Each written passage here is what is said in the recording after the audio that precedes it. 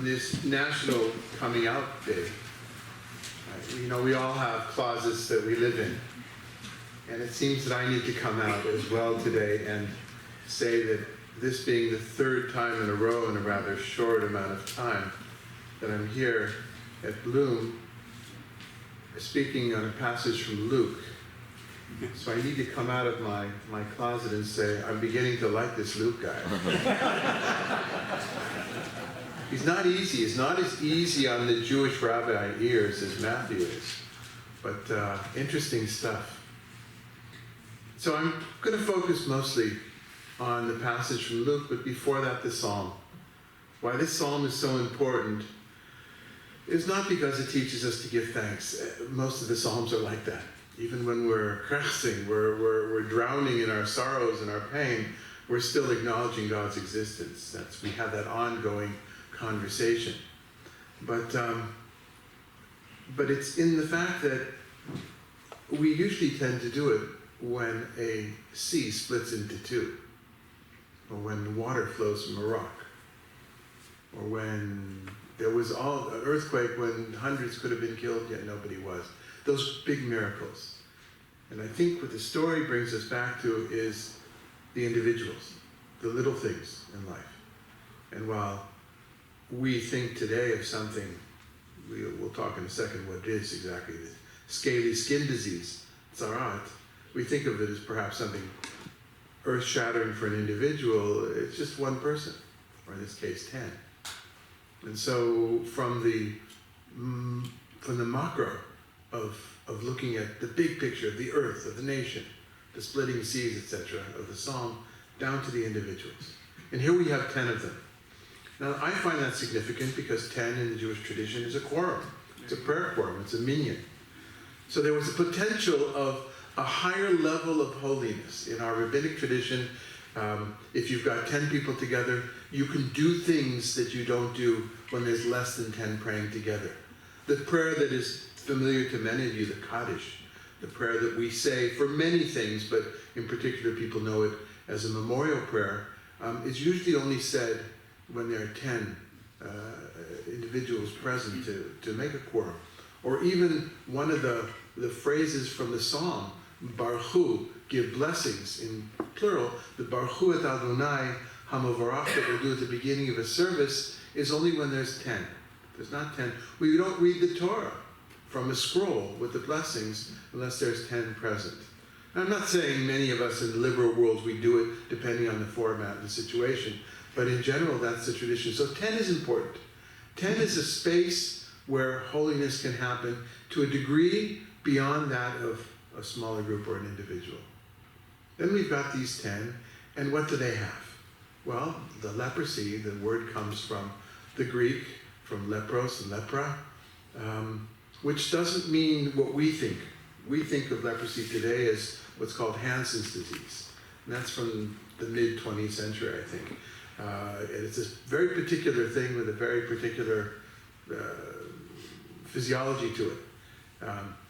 But this, in biblical literature, in the Torah, is a scaly skin disease that is not a health matter per se. It's not a physical health issue. It's a spiritual health issue. And the truth of the matter is, where do you go to find out, to get the diagnosis? You don't go to a doctor. You go to the priest. Priests were not doctors. This fly is... There must be a passage in Luke about a fly bothering. Yeah, there must be. Okay. And so,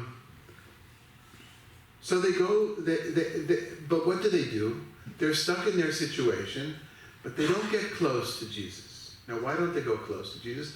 Not because it's contagious through the air, but because it would render Jesus and everybody else impure, spiritually impure. When you're impure, you have to become pure. Certainly you can't go into the temple unless you're pure. Pure here means a spiritual purity of the Old Testament, a purity of the Torah, which comes from different sources. The one that's important for this one, it comes from scaly skin. Sometimes it comes from death. Sometimes a woman who's menstruating, who's given birth. All those are different ways to become tameh or tme'ah, to become impure. So they're keeping their distance. They're keeping their distance, and they shout out. And they ask Jesus, and call him Rabbi, to pray on their behalf. And he tells them to go, nothing else, very short, very much like a lot of the Luke narratives, very kind of staccato. And lo and behold, they go to the priest, who renders them no longer tameh, but tahor, pure. And only one comes back.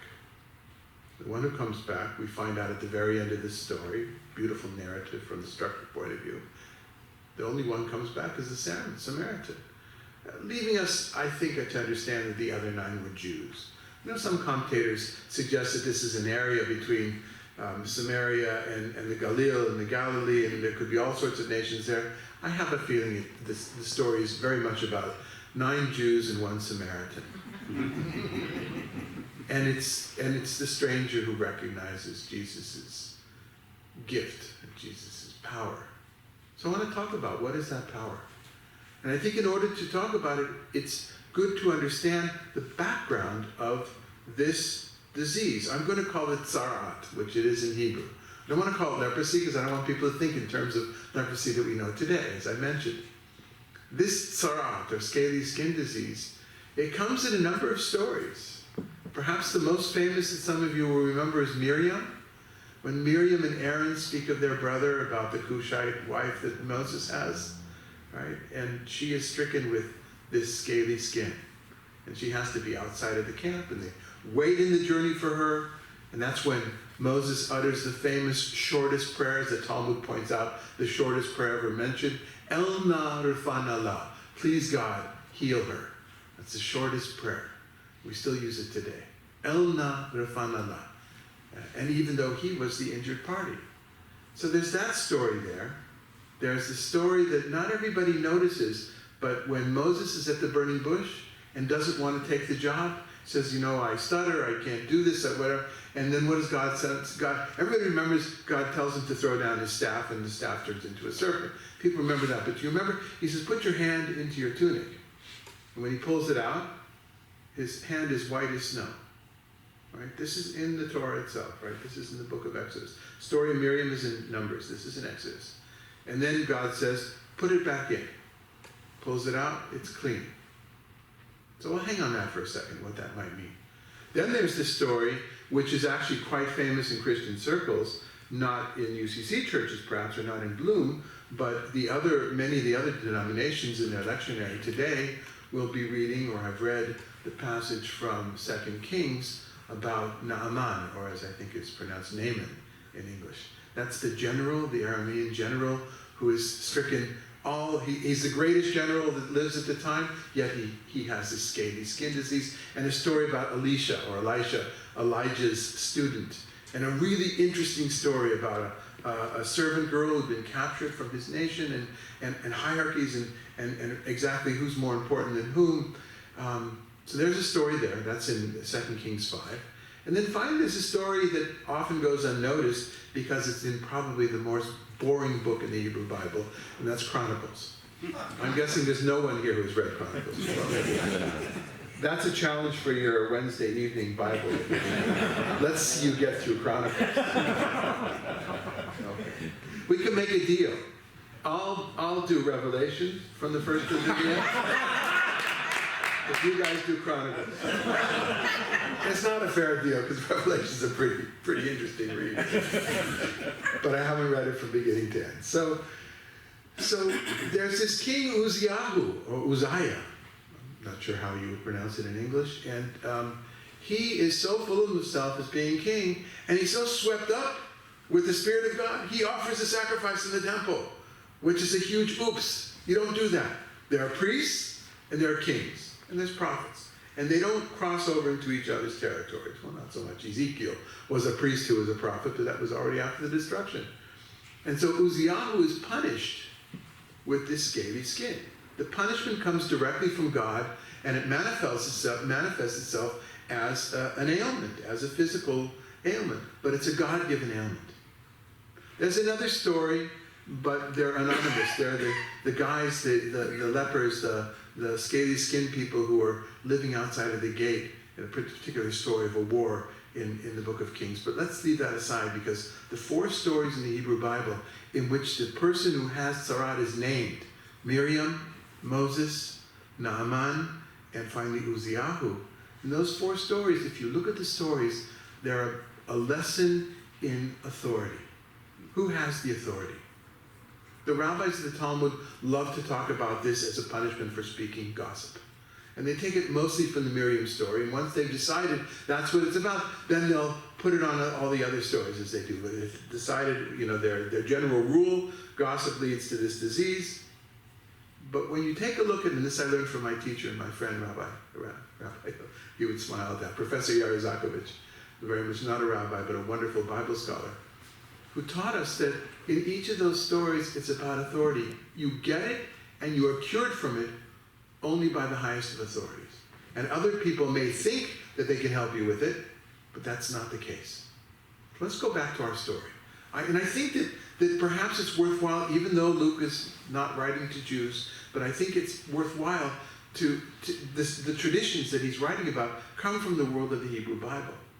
And so this is a story not so much about healing.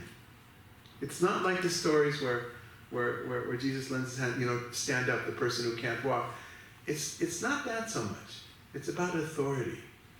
And who do you give thanks to? Do you give thanks to just it happened, I got better, like we usually do when we get better? Or do you give thanks to God in general? And perhaps the other 9, by the way, perhaps they went to the temple in Jerusalem and they offered sacrifices. That's what they would have done in the Hebrew biblical time, in the older time. But they didn't come to say thank you to Jesus. Is that just because they're ungrateful? I think the story is about authority. I think it's a story that shows that, look at this. These Jews who I'm a rabbi, I'm part of them, they don't recognize my authority. And this Samaritan, this foreigner, he's the only one that did. I have to say, as a Jew, and as someone who treats Jesus in a very different way than many or most of you, this story doesn't look great. Because I'm thinking of Jesus in terms of a human being. What I think saves it, the saving grace is, I think for many of you, when you think of Jesus as a manifestation of God, well, this is God speaking. It's not just another guy. It's another guy who want to say, you did good. One guy said thank you. Take that and, okay, be happy. But Jesus is making it into a lesson, I think, because the message of the story is that now Jesus is a symbol, is an expression of the authority of God. God did the healing, but it was through the venue, through the medium of Jesus here. Understand, it's not so much about the healing as it is about authority. And where does that leave us? I in particular, but we're pretty anti-authoritarian people. In the United States, in California, in Palm Springs, and I think... the UCC. And Rev Kev, and myself, and I think the reason we've come together in such a strong friendship is our natural suspicion of authority of any kind. And it's good for us to think about it. It's not to negate it, but to think about it. To use a story like this to think, okay, it's not just who we're giving thanks to, but how did something happen? It's clear when the sea splits into 2 how that happened. Right? It's clear when it depends if you're more of a scientist or more of a faith person, but a lot of things that are big and bombastic, it's clear how it happened. But the little things, how did they happen? Did they just happen? Who brought it about? Who brought it about? And probably the best part of this story for me and the lesson is that who teaches the lesson here? Not Jesus, but the Samaritan. The Samaritan is the wise person in this story. Like in all good folk tales and all good scripture and all good literature, there's the one who we least expect very often. And the Samaritans were not of a high level of social degree. And so the Samaritan comes and is able to say thank you and to give praise and to recognize there is an authority, there is a pecking order in the world. And we may not like the one that we've been presented, but it's up to us to think about it and try to discern what is the one that will work for us and for society.